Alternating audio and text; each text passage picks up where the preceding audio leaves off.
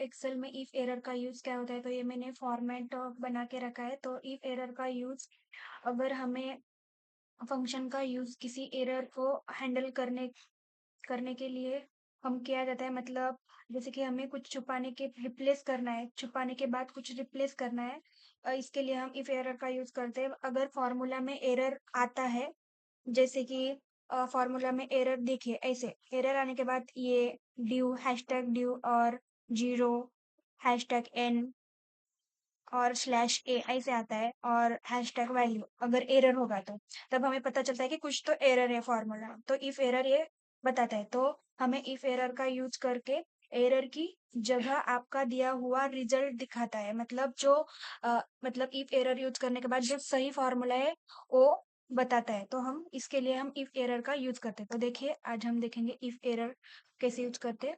Formula is equal to if error, और हमें quantity select करनी है, बाद में income, comma, double inverted comma में नो यूनिट्स लिखना है, और डबल इन्वर्टेड कॉमा क्लोज करना है, बाद में एंटर प्रेस करना है। इस तरह से नो यूनिट आया है, ठीक है, क्योंकि यहाँ कोई भी यूनिट नहीं है, क्वांटिटी और इनकम है, इसलिए यहाँ नो यूनिट है। अगर हमें ये निकालना है 100 का पर यूनिट, तो हम देखेंगे is equal to if error, और हमें quantity slash income, comma, double inverted comma में no unit, double inverted comma close, bracket close, enter press करना है।